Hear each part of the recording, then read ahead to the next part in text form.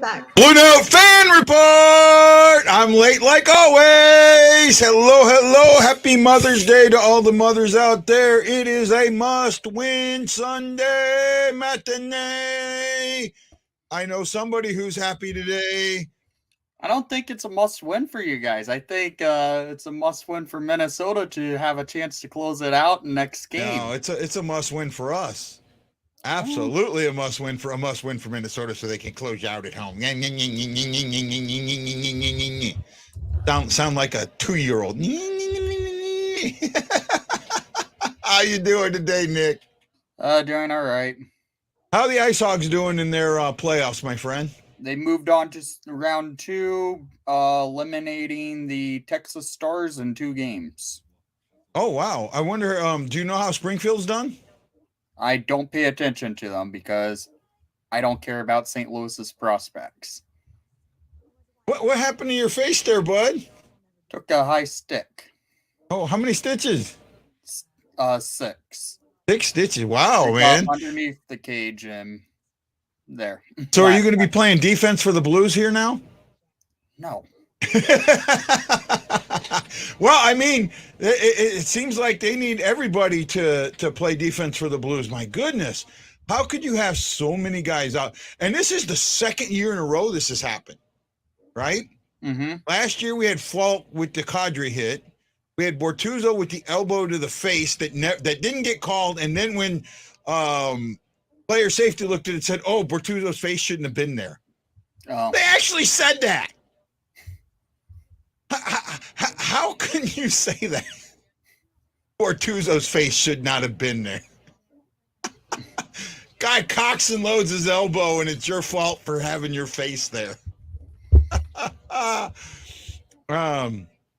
Down 4 Demon, this is going to suck. Well, now, okay, so here's the question. How do the Blues overcome this? What do they need to do today, knowing that they're, they may even bring in Prunovich in, who had surgery earlier this season, to kind of run the penalty or the power play. What do the Blues do? I have an idea in my head what I think they need to do, but I'm wondering what you think they need to do. I mean, I haven't seen the last 2 games of the series just because I was at the Rockford game on the first when you guys were playing game 2. And then last game I was just busy. Yeah. Well, if you saw game 2, well, you didn't say game 2 and game 3 were carbon copies, right? Okay. Husso let in 2 goals within the first 3 shots. Isn't it rumored Bennington's in net tonight? I hope so. I absolutely do. I absolutely do. I'm trying to pull up the AHL playoffs.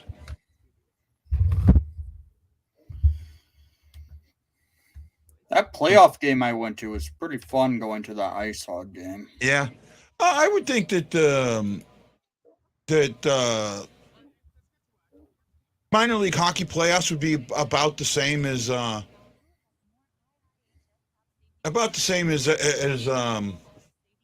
excuse me. About the same as man, I can't think today. As an NHL game. No, man, I just absolutely can't. I don't think it really is. Yeah. There's a difference in atmospheres compared from NHL to AHL from fan standpoint. As far as, well, I don't know. It just depends. I mean, if it's a full house, you would think that it would have that same type of feel to it. No. I've gone to my fair share of AHL games, and every time they felt different compared to the NHL. Fans seem to be more into it. Because in the NHL, you get some of those corporate people who take up seats and wear suits to games and don't even care about the hockey. So Springfield got a bye into the second round, and they will play the winner of the Penguins and the Bears, and they're at 1-0 for the Penguins. So that's where that one is. So Oh, they do only do 3 games in the first round. I got to pay more attention to that. I mean, I got. They changed I it never up got this year. into. I never got into. Oh, I got a Wild fan here. Yay, Wild fans. Let's get into the comments. Sorry, my head's not 100% into the game today. We'll figure it out. I don't think it's a must win, but it's as close as I do. If they don't win this game, they're done. All right. I mean, they have come back from 3-1 before, but I just don't think that to me, it's done. I actually looked it up. It's happened. I'll be right back. Okay, it's happened 30 times in NHL history. The Blues have done it 4 times, and one time they got the President Trump year. They were up. They got down 3-1, and then Boston the Sharks ended up eliminated in the game 7. Krug's knee injured, so he'll be traded to Detroit next year. I don't think so, but I get the laugh. I hope you are sake. I hope for our sake Bennington plays. I think he is, to be honest. Husso is in. I saw somewhere. We'll find out. I don't know yet. Who we got between the pipes, we don't know yet. We're still waiting. Honestly, I'd rather go to a minor league hockey game than an NHL just because of the crowds. I haven't seen one. I've never seen an AHL game. I went to though. Kevin thinks it's a must win. Prunovich playing tonight. We don't know yet. It's still a game time. I know Letty. I seen a tweet earlier. Letty is out. Letty and Bortuzzo are out. So you're down 3 defensemen right off the bat. Letty, Krug, and Bortuzzo. Wow, and that just really just. I mean, it's hard to deal with, you know. When you're down all of that, you just got to deal with it, man. You look like Frankenstein there with that little cut, right. Mike Martino, welcome back, my friend. He says we need to put bodies in front of the net because they need to get rebounds. Yes, Prunovich has been practicing, but it is a game time decision. That was the last I heard on that. I want to Frankenstein in the house.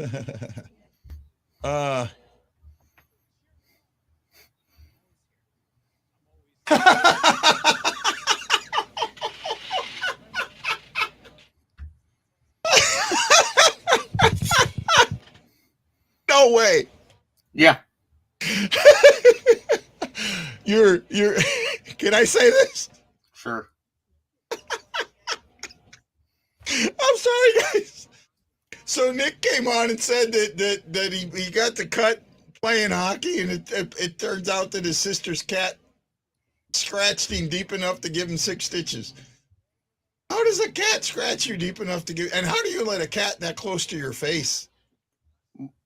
It's a long story. I'm not getting into it. I'm sorry, man. I don't mean to be laughing at your I mean, same thing with me and my broken wrist, you know. Was I on the ice? An hour and a half and I break my wrist. Dumb. So we'll go with the hockey stick getting stuck in the freaking cage story. Okay, we'll stick with that. Well, I mean, it works. It works for Kemper. Yeah, well, Kemper might be out still. Well, they're saying he's probably going to be back. Really? Yeah, they're saying it was just swelling, and if the swelling goes down, he'll be back. Right? Yeah. I don't know how close it got into his eyes, but it just comes down to that. If the swelling goes down, he'll be back. I did not see that. Say again? I did not see that. That was what and I forget the guy. The Athletics Colorado reporter put out there. Okay. Right? And I can't think of his name. I follow him pretty Peter something, I think. I can't find it now. Peter Braw, I think it is. And actually he's from St. Louis, so that's enough of that. So we were talking earlier before you had to go away. What do the Blues need to do tonight, having this hole in the defense? And can they win with the hole in defense? I think they can. I think there's one thing that they need to do. that they haven't done up to this point, and that could swing this game. And they just need to go back and be offensive, right? Be offensive. Make it, make it a 6-5 game. Make it a 5-4 game. But get in there and get your shots. Don't worry about playing defense. Play offense. You're a good offensive team. You're one of the best offensive teams in the league. Play like it. Right? Yes, they have Fleury in the net. Fleury can't stop open, one time, passes across the net. He can't stop rebounds. He can't, there's things that he cannot stop. You just got to make that. And then whoever's in net absolutely positively has to stop the first 10 shots. You cannot give up a goal or 2 goals on the first 3 shots. This can't happen. Right? You have to you have to make the stops, and that's what it's going to be tonight. You got to make the stops. And if you do, end of story. Like it's Huso. Say again? Looks like it's Huso unconfirmed. Unconfirmed Huso. I seen that earlier. I'm still waiting for it. We got about 20 or so minutes before the pre-games come on. Right. I'm sorry. I keep looking over. I've never seen Crazy Rich Asians, and it's on TNT right now, so it's got my eyes a little bit. So I apologize about that. But I have to keep the TV on, otherwise I don't know what's going on when the game comes on. Or just follow your shot. Don't stop this and skate behind the net. Follow it. The Flowers leaving those pucks there Friday. Yeah, he was. He was leaving some rebounds that no one was there for. And you're right. Follow your shots. Keep it in the Wild's end. I agree. How many times this year have we given up the goal on the first 3 shots? 6, 7, 8. I think it's 8. Counting the 2 playoffs. Say again?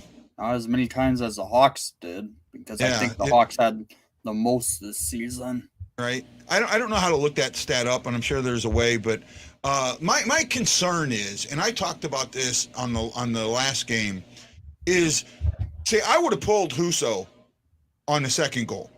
If I'm the coach, I would have pulled him on the second goal. And it wasn't that the first goal was his fault.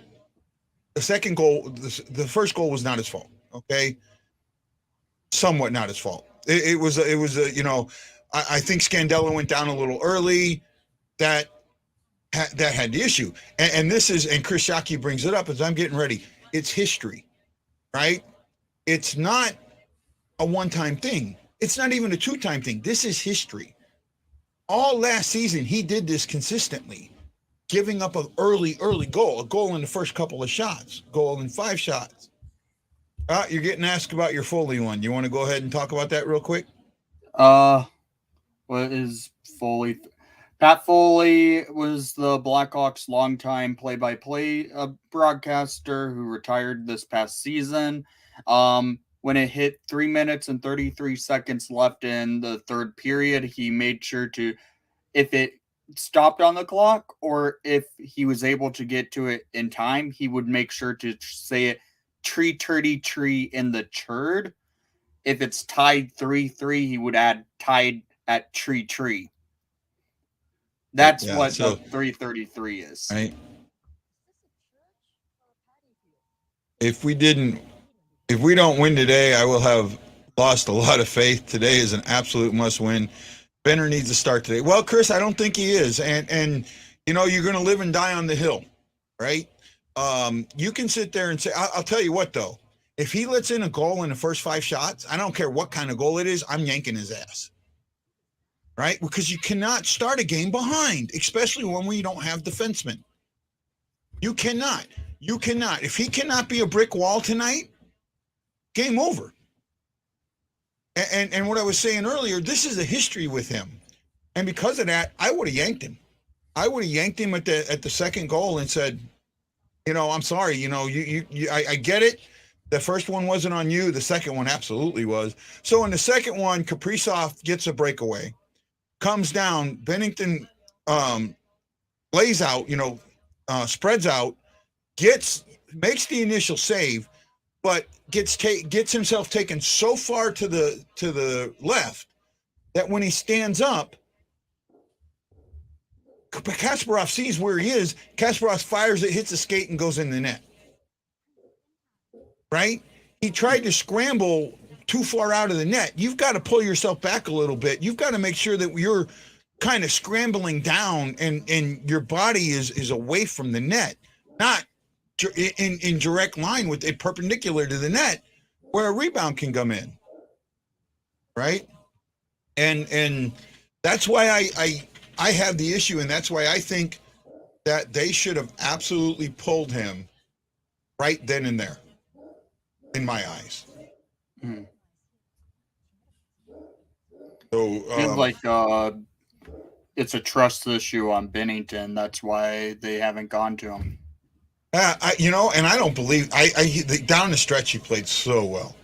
He played so well. It just seems like Berube doesn't trust him, and I feel like Bennington could get traded this offseason. Yeah. Well, he can't. He can't get traded.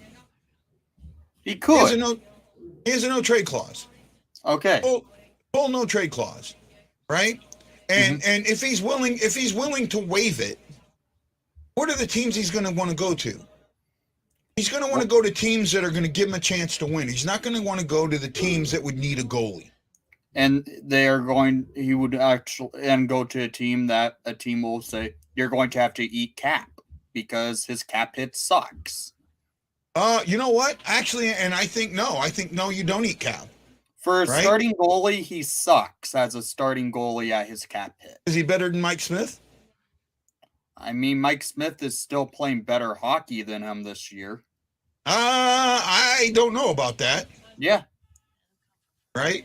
I think that there are teams out there that would need. Edmonton would be a good place for him, but Edmonton doesn't play great defense either.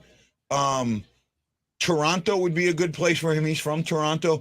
I'm sorry, I don't eat cap with him. I don't eat cap. If you're going to get a starting goaltender, I'm not eating cap. If you're getting a starter, I'm not eating cap. No, Chris, they have not. Lineups will probably be another 10 to 15 minutes. So remember, puck, they say 8:30, but puck drop, well, actually 8:30, it probably, or pardon me, 8:30. The puck drop probably will be very close to 4:30. Or 3:30 in St. Louis. 3:30. Is it on TNT? Yeah, it's on TNT. Then it's going to be about 3:50 puck drop. 3:50? Because TNT tends to be that way. Yeah, because they haven't started the pregame yet, so they got the pregame right at 3:30, so about a 10-15 minute pregame. Yeah, I could see that. Dre Montez, my buddy from high school. How you doing, my friend? Welcome. TBS, Bally Sports, TNT. That Chris, TNT, TBS are the same thing, bud. TBS and TNT are the same network. Yeah. They're the exact same thing. And actually, yeah, it's on TNT today, not TBS, bud. Because I got TNT on and it's saying NHL hockey. Now it showed it starting at 9:30, but I think they're off a little bit.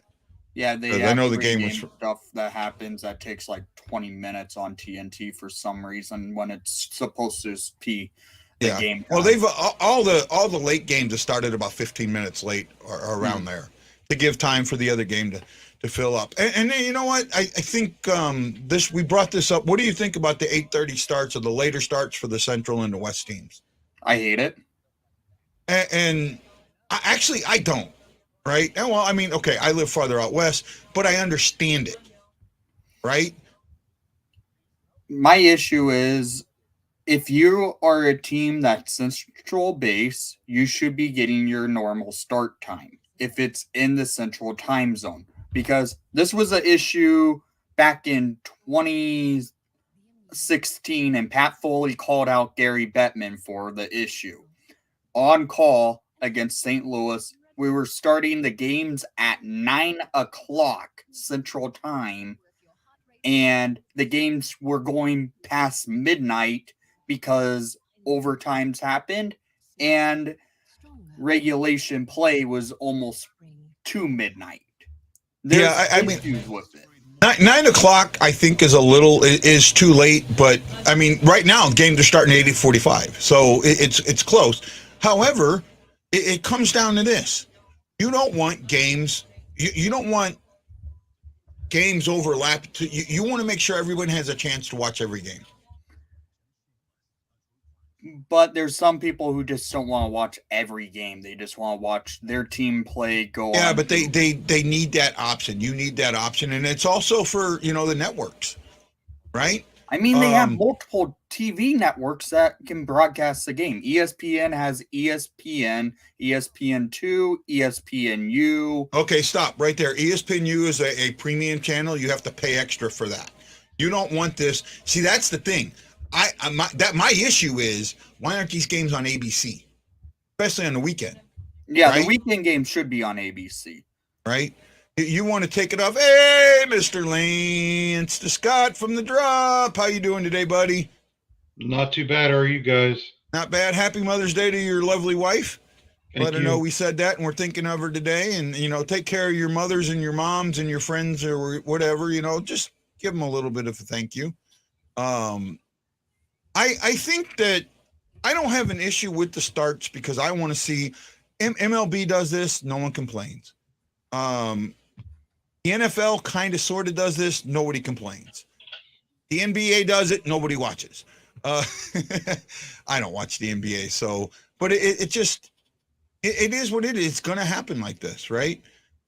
Looking ahead, Wendy, when do you see the Blackhawks and the Blues playing this 2v3 matchup in the future?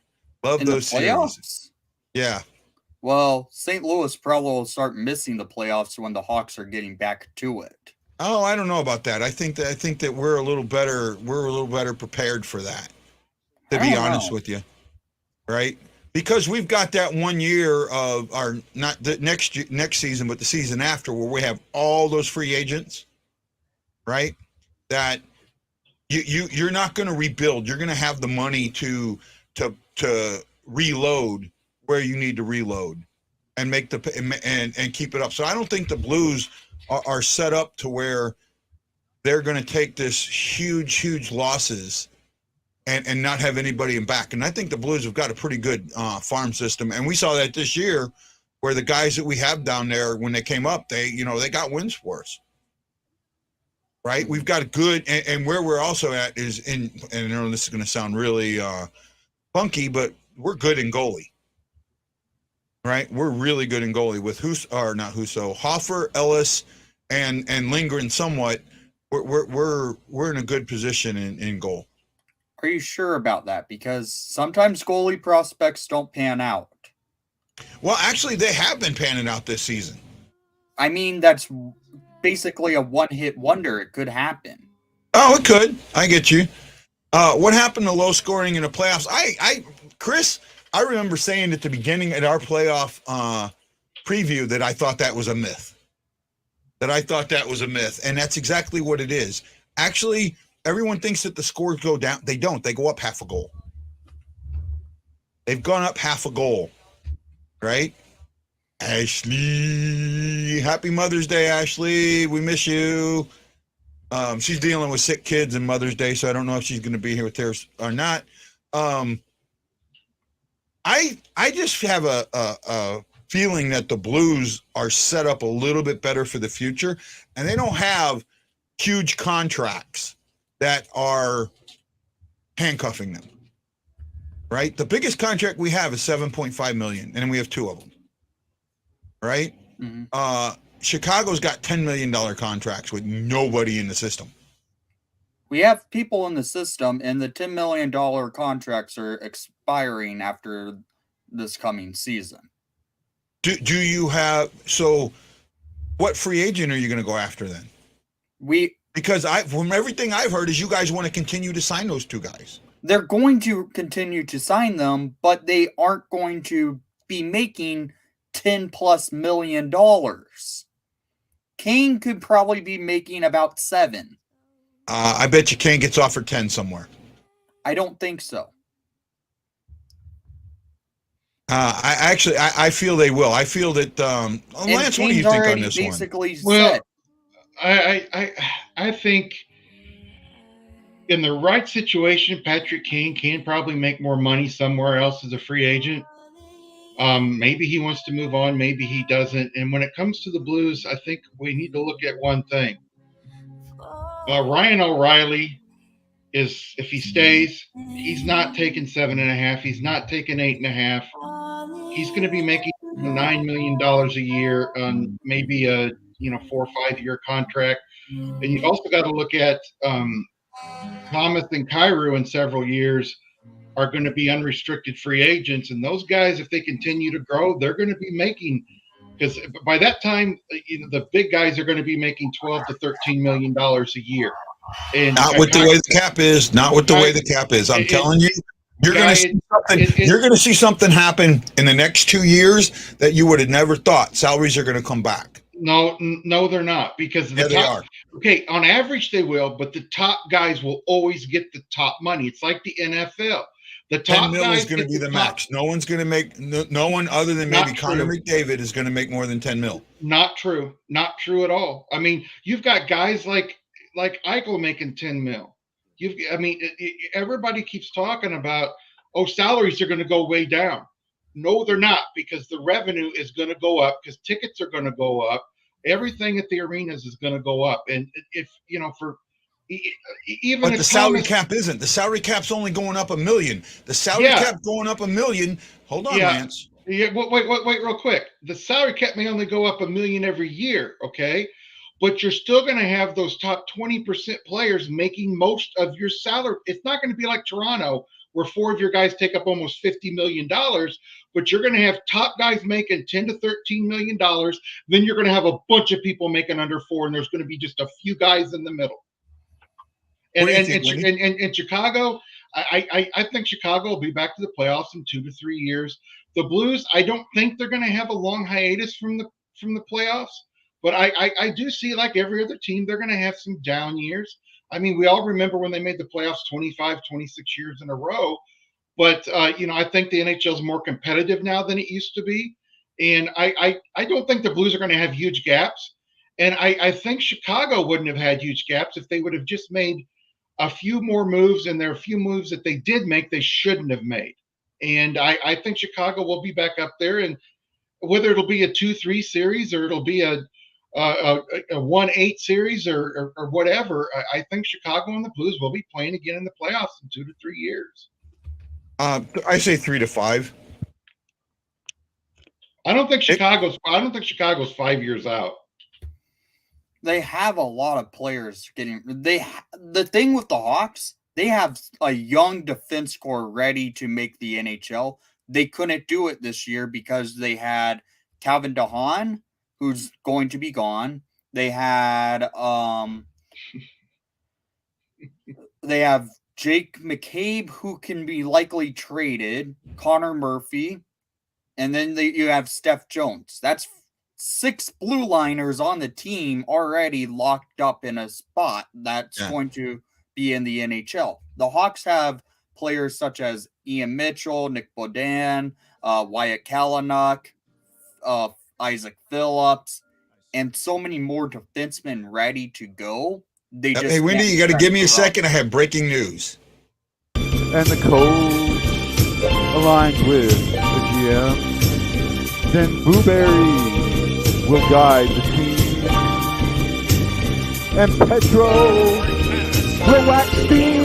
This is the dawning of the age of Bennington. Age of Bennington.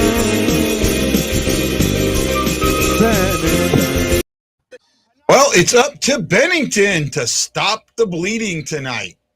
The question is, can he do it? Lance, are you on the Bennington train, or do you think that this is a lost cause? It's a lost cause if they play in front of him like they did in most of the second game and third game. Now, granted, Husso did let in some bad goals, some very bad goals, but there were times in some of those shots, 2 or 3 each game, where the games in, and you just can't. Played really well. You just can't go ahead and play like that and expect to win.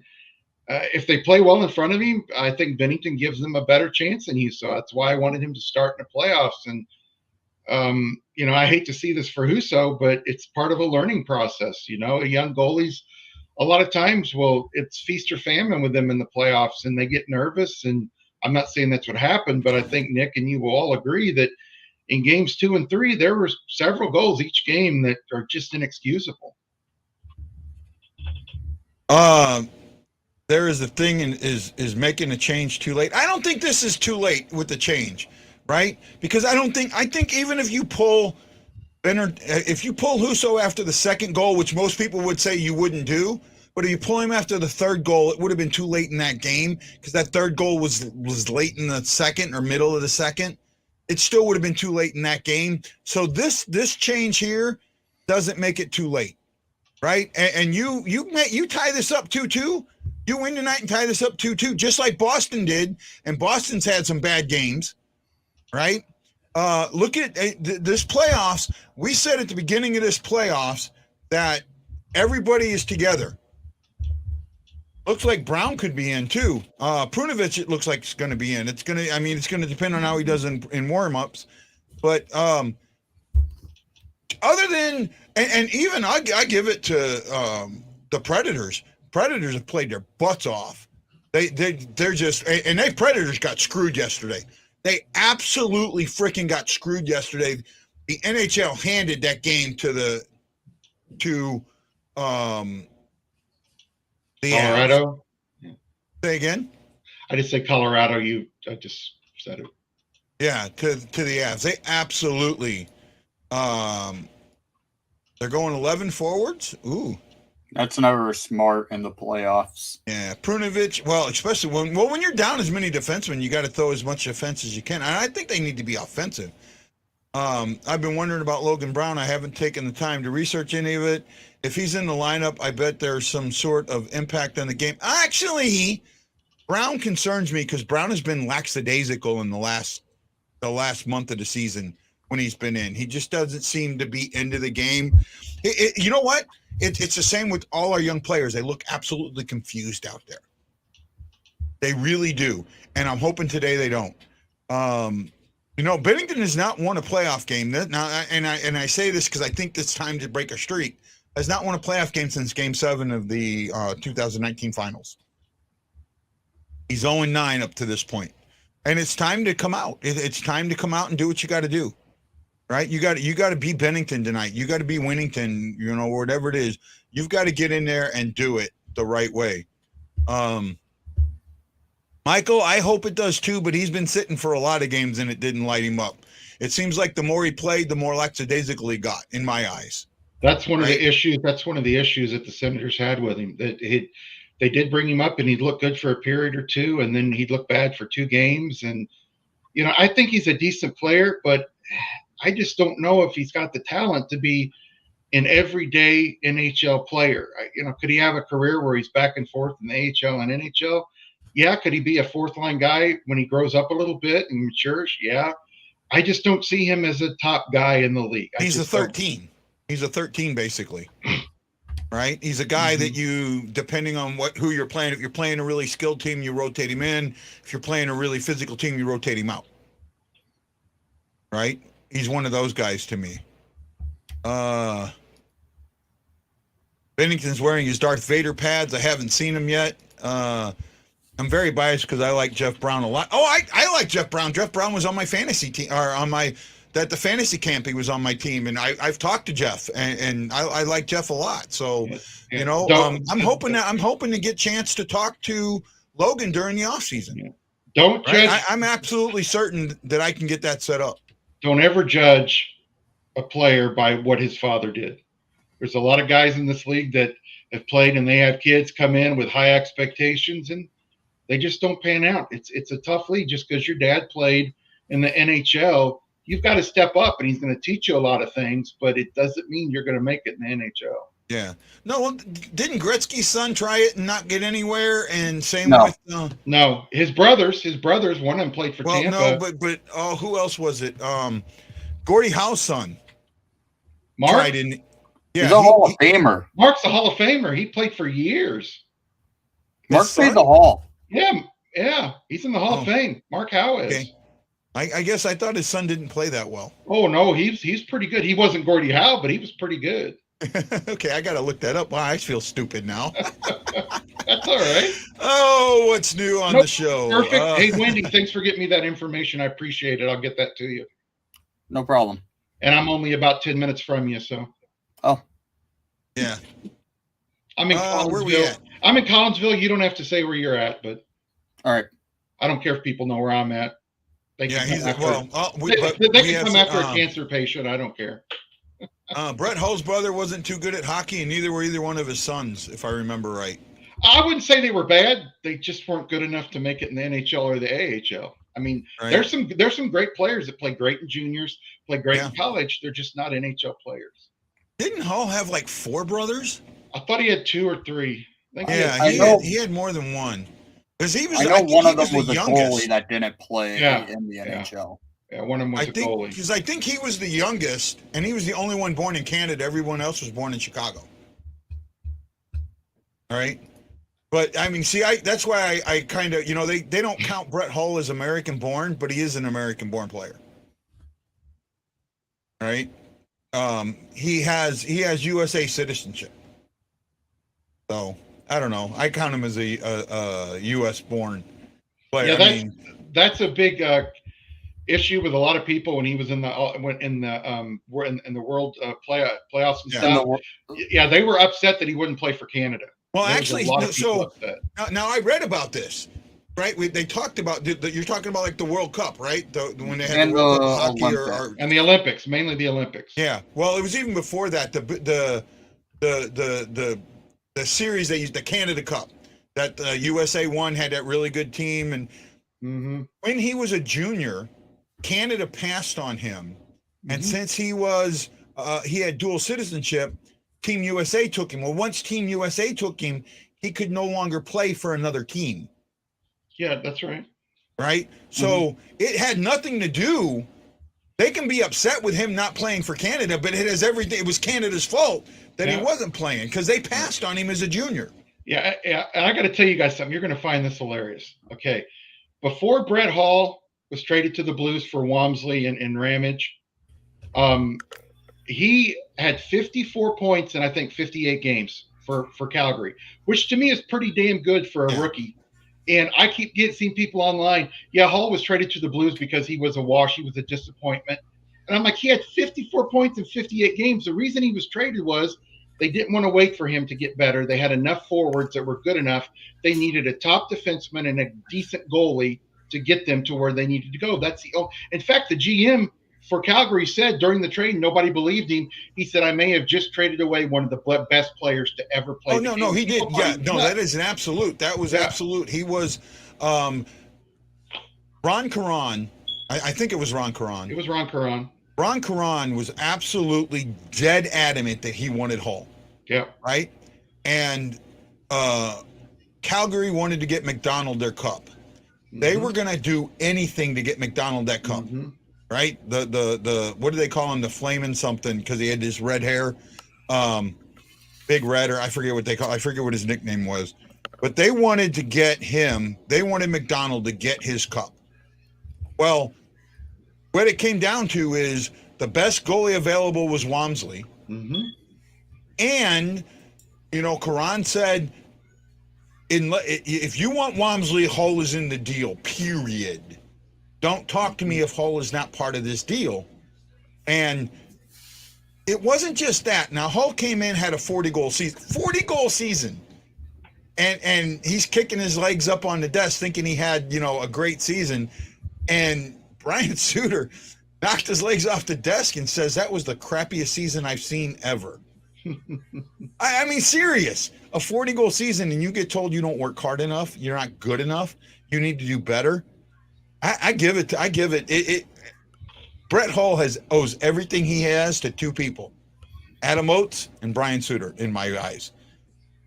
Okay, so let's get into tonight. What do the Blues need to do? Buck drop. We got 26 minutes or there so. So what do the Blues need to do to win this game tonight? I think there are 3 solid keys. I'm going to let you guys go first. Well, I'll let Wendy go with what Minnesota needs to do to win this game. And then I'll go with Lance and Ashley, what they think. And then I'll go what I think my 3 keys are tonight. Wendy, I'll start with you, my friend. Minnesota needs to do what they've done in the last 2 games. I didn't watch either game because I was at a Rockford game, and the other night I was just busy. But I know that they've been coming out more on an attack to take advantage of a weak defense in St. Louis's with the injuries they've suffered. Minnesota probably will have to try and do the same, what they've done the last 2 games. Maybe test Bennington a little bit. Maybe Bennington comes out slow because it's his first start in the playoffs this time around. So let's see what happens there. Okay, Ashley, I'll go to you. What are your keys to tonight's game? Well, we have moved the lines around, so that's good. We have the Spetsna line back together tonight. The defense, I like the pairings with what we have. But essentially, the biggest key is we have to find our offense. We're better than 2 or 1 goal a game. We're not going to win games unless we can put the puck in the net. I absolutely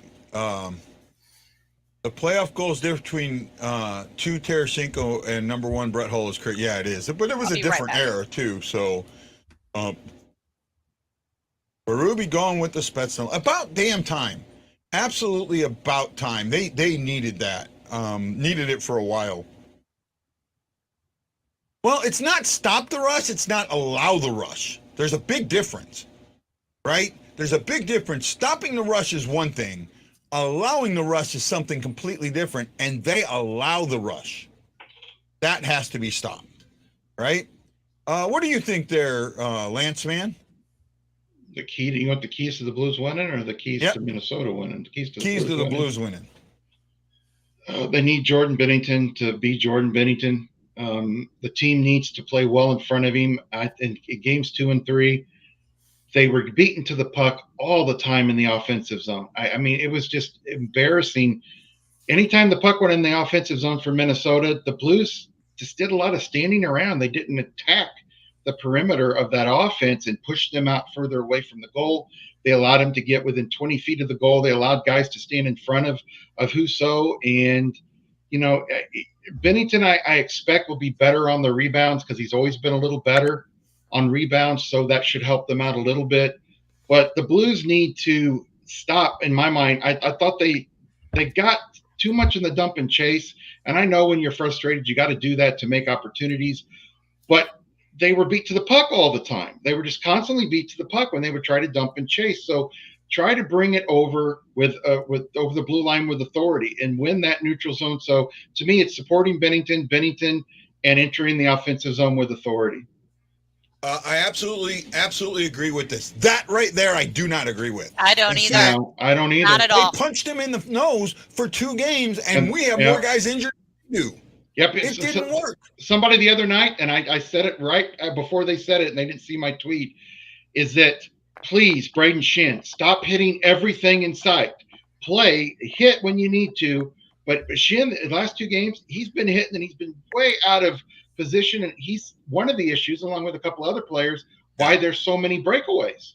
Mm-hmm. Well, that was brought up. They brought that up, that they were out there to hit whatever was to be hit, right? So that was a thing. Not literally. No. What I'm saying is, Chris or Kevin, is they don't need to do that. Okay, Kevin, I'm saying that they do not need to go out and out-hit Minnesota tonight. It's not going to work. You know how you're going to stop Minnesota? You bottle them up in the neutral zone. Number 1, bottle them up in the neutral zone. Take care of the puck. You take care of the puck. And it's Bennington's time to shine, right? Bennington, you got that contract that everybody thinks is junk. Go out there and earn it tonight. You can earn that contract. You can earn all $6 million of your contract in one night. You ever talk, you know how everyone says you've got one playoff game, who do you want in net? Well, here's that one playoff game. You got one game, who do you want in net? You have to win one game. Here it is. This is that one. This is the proverbial one game. This is the proverbial one game. Bennington, you're in net. Go earn it. They paid you the money. Now it's your time. Shine. And I think he can. I think if he gets out of his, and the big thing is, don't be in your mind. play your style. He is not a technical goalie, plain and simple. Husso is. Husso, being a technical goalie, is going to get beat when he has to scramble, and he scrambles way too much for a technical goalie. He flip-flops around, flip-flopping around. I'm flip-flopping around. I mean, he doesn't look like a dead fish every game because that's Kevin Lakinen's style. Yeah, and right? You know, this. I know Jordan Bennington's making $6 million, but there's 17 goalies making $5 million or more. So, and I understand where you're coming from, Guy. I'm not arguing with you, but some of the fans. I don't think he's overpaid. I'm not one of those. Yeah. I'm talking fan base here. Yeah, and the fans are. He's one of the top. He's paid like a top goalie in the league. No, the top goalies in the league are Andrei Vasilevsky, Sergei Bobrovsky, and Carey Price. They're all making over $9.5 million a year. Those are the top goalies in the league. Hellebuck. Yeah, and Hellebuck's making just a little bit more than Bennington at $166,000 more. But look who's in the play. In the 10 million range. No, Connor Hellebuck is 6.166. Okay. Yep. And Markstrom for Calgary's making 6. So, you know, Jordan Bennington is paid like a top 10 goalie, but there's not much difference between the top 10 and the top 18. There's $1 million difference. Ben Bishop, who's injured, is not even playing. Is making $5 million a year. Yeah. I mean, but fans, I know Guy understands, but a lot of the fans see $6 million a year is cap hit this year, and they just go nuts. Well, it's not that bad, guys. I mean, do you think the Blackhawks would like to have Jordan Bennington at $6 million a year, considering what they went through this year? I mean, I know they had Fleury, but they'd love to have Jordan Bennington over their other goalies for $6 million a year. What do you say to that? What do you say to that, there, Wendy? No. You don't think so? Frankly, I've always said it. Bennington's overrated, and I would never want him in a Chicago uniform. Shoot the puck closer to the net. Would like to see Tarasenko do it more because he's good at it. Tarasenko had good looks. Tarasenko had good looks in Game 3. Real good looks. I mean, he got the one goal in Game 2, but he had good looks in Game 3, and that was just Fleury being Fleury, right? The difference between Fleury does something that I talk about all the time. He stops the puck you're not supposed to stop. Doesn't make a big deal out of it. He doesn't, like, oh, hey, look what I did. He doesn't. He stops the puck and sits back down, drops it back and goes from there. He's very minimal in net. Doesn't move a lot. He gets square to the shooter. He says, okay, I'm going to, here's a tiny hole. If you get that, great. That's on you. Everything else is on me. And there aren't many shooters out there. There are probably about 10 that can find that tiny hole with any continuous success. Yes, Tarasenko is one of those guys. But when he's on, and he can take that hole away. You have got to beat him. You've got to beat him by getting in on him tight, getting rebounds, and getting pucks across. You've got to get the odd man rushes, right? You've got to win that neutral zone, get the odd man rushes, and then, like Lance said, the puck drop, this is something that the Blues do badly, but they need to get better at. When they come in, when you are getting blocked like that, there is one thing that you can do that will absolutely destroy it, and it's a drop pass. When you get bum rushed, if you can get that puck over the net and do a drop pass and keep the bum rush, keep moving forward, that leaves it for one or two guys behind and gives you open ice. And the problem is when they do the drop pass, no one's pushing forward. They're not continuing the push. And that's why the drop pass becomes a bad thing. And I just thought of another thing that they need to work on. They really need to work on staying back defensively. Yes, come up when you can. Cheat a little bit now and again. But I thought in games 2 and 3, their defense came up way too much to try to be a big part of their offense. And that was another reason for all the breakaways. And, we talked earlier about Bennington not being technical, but Bennington is a technical goalie. The difference is, just like any other goalie, I do hate the drop pass too. Just like any goalie, when you start not being a technical goalie, you start flopping around and you start not being yourself. So if Bennington's technically sound and is taking the right angles and coming out of the net when he needs to, and staying back when he needs to, which was a huge problem in game 2 or 3 for Husso, he'd come out when he shouldn't, and he'd get back in the net when he shouldn't have too. So, there's so many keys and so many nuances to the game. We could all sit here and name 50 that each team needs to do. Bennington is one of those goalies that is very free flowing. I have had goalie coaches. I've talked to a couple goalie coaches that have told me, and they wouldn't tell me on air, that especially when 19, right, that Allen was so much more technically sound than Bennington. But Bennington, Tommy, yeah, I don't. I am so glad they switched it up. So glad. Because you can't get behind, you know what? You can't get behind 2 goals in the first 3 to 5 minutes again. You can't. On the first 3 shots, you can't be down 2 goals. Well, I will tell you, if the Blues play defense like they did in that first period in game 3, they might be down a goal or 2, regardless of how good. I actually think that one of those, I guarantee you, Bennington would have stopped. One of them, I think that one that the Kaprizov shot off his leg.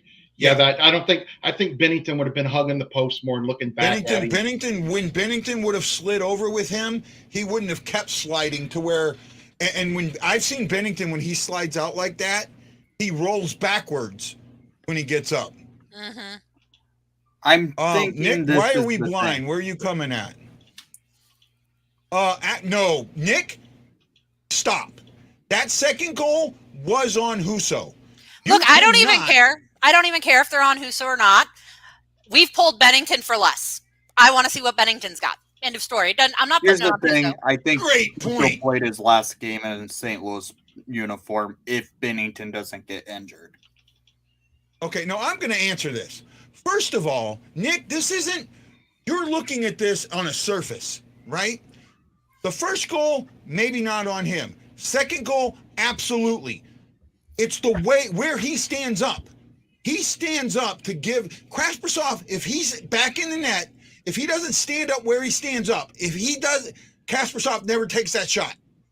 Never takes that shot. Second of all, this is a history with Husso. So yes, when it's a history, I can blame it. And absolutely, Nick, that second goal was on him. Watch it again. If he doesn't stand up where he stands up, Kasparov never makes that, tries to shoot, bank it off him. It's all because of where he stands up. He stands up a foot in front of the goalpost, angled towards the goal. Right? And Nick, they were doing the same thing to Bennington. And anytime anyone would say, no, it's the defense, we're having defensive lapses, our offense isn't playing defense, everyone would be like, no, it's Husso's time. It's Husso's. Well, it's Bennington's time now. Yeah, and another thing is, even if Jordan Bennington would have slid out that far and stood straight up, he'd have been back against that poke. He would have moved his body. What Husso should have done when he went to stand up, there's a way, and I can't explain it as a goalie, but as you start to stand up, you can push back and you go back too as you're pulling yourself up. And Husso didn't do that. He just stood straight up and didn't go back as he was pulling himself back. Okay, Nick, maybe like in the regular season when we started Husso more, it was to see how the team would play differently in front of him, and they did. By putting Bennington in, which you're not disagreeing that we should put him in, it's to see if the team reacts to that change. Okay, well, here's my question. If you don't disagree with putting Bennington in, if you don't think those goals were Husso's fault, then why put Bennington in? It doesn't make a difference. If the team just plays that bad and they're never his fault, why make the change? Yep. Why make the change? That's the issue. You're making the change because Bennington or Husso did not play well, plain and simple. Oh, Nick, you're awesome. Right? And I'm not trying, Nick, don't take it wrong. I love you, bud. Oh, no, he just wants to get us fired up. Huh? He just wants to get us fired up. Yeah. He's just we should get Chucky Sideburns. If we got Chucky Sideburns, this would be 03. Okay, guys, let's stop this Chucky Sideburns crap. The shirts are all neat. The fact that fans love him, that's neat. He's an underdog, that's neat. Blues fans love underdogs and guys that are fringe NHL players. And trust me, I think he's 28 years old now. I know he's not younger than 27. By the time a goalie's 28, he is who he is, and NHL teams know who he is. And that's why Montreal didn't re-sign him with all their issues. If Montreal thought he would have been, I don't think you're trolling, Nick. I don't think you're trolling, and I never said that. No, but Lindgren's a nice little story. But when the Blues, when New Jersey called and wanted a goalie, they offered Lindgren. New Jersey said no, we don't want him. So there's a reason why. He's a fringe AHL backup guy that can come in for 5-6 games a season when you need him. We all seen guys like that, Nick and Guy and Asher. We've seen guys like that make a career out of playing for 7-8 teams, and they end up with 100 games, in 10 years out of 8 teams. There's nothing wrong with that. Not everybody can be an NHL goalie. I like him, but I agree with Guy. We would be 0-3 if Lindgren was up here. I gotta address this. Prunovich is in. Leddy and Bortuzzo are out. They're going with 6 defensemen. Basically, Prunovich is only going to play on the power play, right? He's going. I'm guessing that you will mainly see him on the power play. That he is going to quarterback that, because Tarasenko did a terrible job quarterbacking it. But that's not his job. That's not what he does. He's a shooter. He should have never been there. I don't know why he was put there in the first place. Well, I agree with Nick.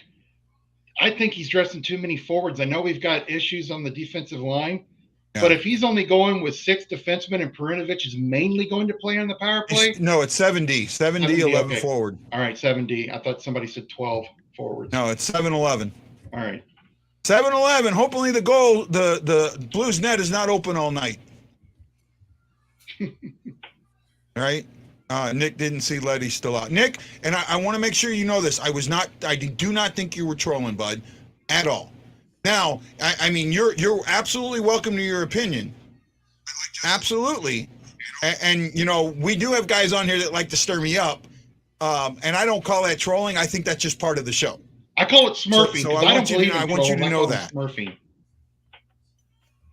Dakota Joshua scratched, yes. Mm-hmm. And I don't think he's so good. He's okay. He's just a 3rd-round player. I mean, he's a nice young player. Right? He's a complimentary player is what he is. Yeah. Yeah. Hoffer's not ready for the NHL yet. He's not 6'10", holy mother of meat. People keep saying he's 6'9", 6'10". He's 6 foot. One place has him listed at 6'6", another place has him listed at 6'5", and another place 6'7". I will tell you, he's probably 6'5" off of skates and 6'7" on skates. 6'6", 6'7". He's not 6'10". Please stop, guys. That's like saying Corey Crawford's 8'5". Right? No, Nick, I'm not stopping the show for you, bud, but I want to make sure you're one of those guys. Nick, you're one of those people out there that watches the show pretty regularly that I don't want you to think I'm attacking you. And I felt like the way you said that maybe you felt you were being attacked, and I wanted to pull back on that and make sure you didn't, because you are one of those guys that is here all the time and regularly helps us. So I really appreciate that. I want to see a special part of our show called Dose Nicks, where Nick, Windy City Hockey, and Nick are that gives comments, go at it and kind of talk about hockey. We call it Dose Nicks. All right. Well, I appreciate that, Nick. And I just wanted to I wanted to make sure you're not stealing the show. We're not stopping the show over you. We're covering everything. Leddy's been good. It sucks he's injured. Yes, Leddy's injury does hurt, but I think Krug's injury hurts more. No, someone made that comment, probably the Chicago guy. I don't know who made the comment, but I said, is he trolling? I don't know if he did. I didn't get all what I said out. Okay. I thought it could be. No problem. He said he might be trolling. Nick didn't say he was trolling. Yeah, no. See, I don't get when it's somebody that's on here a lot and they're doing it to fire me up. I don't call that trolling. Okay. Like Golf King. Right? You might think Golf King's trolling. I don't. I think it's pretty neat. I mean, thanks to Golf King, we got probably the greatest 10-second clip on this show's history. That clip might show up on the first intermission. Right? I think the best clip is Ashley's little girl. Let's go Blues. That's my favorite clip. Now the other one is pretty good, but Let's go Blues. Let's go Blues. Always puts Yeah, a that's smile pretty on my face, even when I'm not feeling good. She's pretty good. The way she little jumps up on Yeah, that, we let's go love it. Blues. And then what the second part of that is every single time it gets played, Ashley's face just lights up. She gets little. love that She little gets girl. she gets rosy. You watch it. She gets rosy right here. Yeah. She smile gets a little bit better. Her forehead lights up. Her eyes, you every can time see I her play eyes this, are, yeah, her, Let's go Blues. Let's go Blues. Let's go Blues. Let's go Blues. she makes her face changes every single time we play that. So that's why I do She's it. an I amazing little absolutely love girl. it. Okay, She guys, is. it is prediction. Well, I don't want to say prediction time, but it is assessment time. What your expectations? Let's start with Ashley. What are your expectations for the first period? I mean, I just want them to go out and get some offensive pressure. Keep it out of our zone. Cycle the puck. Don't hit everything. Just try and play simple hockey. Get it in the net. Okay. Oh my goodness, Isaac. Now I'm getting trolled. Now I'm getting trolled. Hey, that's good to see that. Oh, see, that's fine to troll me that way. Right. A little happy Mother's Day. Happy Mother's Day to all the mothers out there. Nick, what are your expectations today? Well, I expect to see Minnesota to try to do what they did in the last two games. St. Louis is probably going to try and fight back defensively with the fact they're going 7D. It's going to be interesting to see what happens here. Right. And Lance? I actually, if the Blues can do what we talked about, our three keys, and and if they can stop Minnesota from Nick's three keys, I think it's going to be the first low-scoring game in this series. I really do, because I think the Blues should be more responsible defensively, and we've all said, don't keep hitting everything in sight. Take your hits. If they stay strong defensively, I think Fleury and Bennington can make it a goalie battle, and I'd love to see that. I know Bettman doesn't like these 2-1, 1-0 games, 2-2 go into OT, but I love them because they're so exciting. I think we're going to see a low-scoring game. You could see a low-scoring game. However, I'm concerned. Yes, I am horrible at pronouncing names. That is absolutely true. If the Blues suck and the Hawks are so great, why aren't the Hawks in the playoffs? Oh, dagger. Gary Batman. I didn't say Gary Batman. I said Batman. I didn't say Batman. I said Batman. Love Shin's energy, but tone it down and focus more. And we win. I agree. I absolutely agree. You got to get those shots in. You got to get in the house. You got to get in the house, and you got to make the house work. Yeah. Right. Oh, now, my house is a little different than what the NHL normally shows, but you got to get in there. You got to get in there. You got to make those passes. You got to make it work. Right. And the crowd absolutely has to be behind this team no matter what. And then number one, you have to score first. No one has come back in this series. The team that has scored first has won every game. And if you remember back in the 2016 Western Conference Finals, it was the exact same thing. This has the same feel that Western Conference Final had against the Sharks. I thought the Blues were the better team against the Sharks. They had home ice and didn't show it.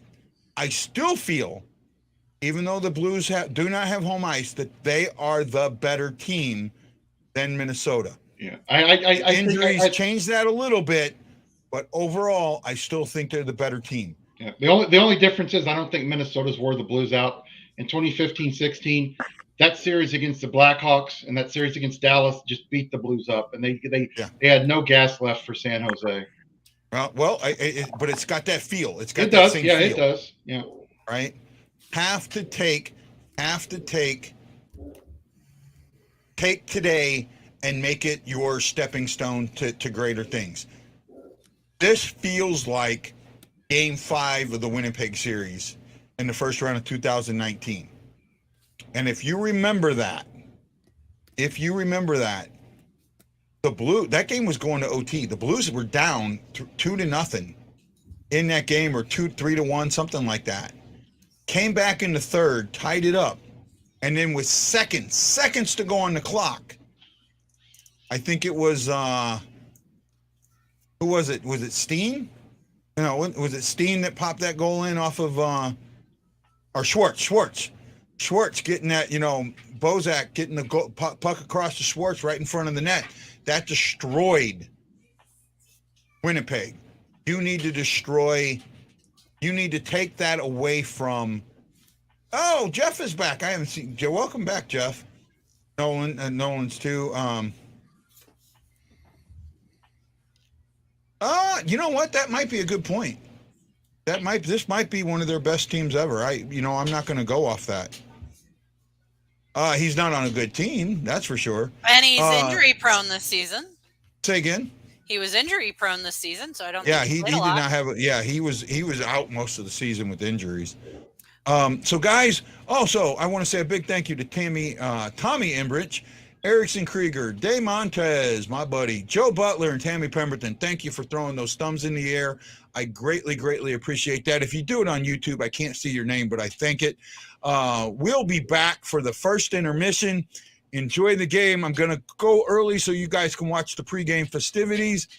Who is that? I'm not sure who that is. Oh, Cam Jansen with the Plager jersey. Okay, let's go Blues! And we'll see you at the first intermission. Aloha, my friends. Aloha.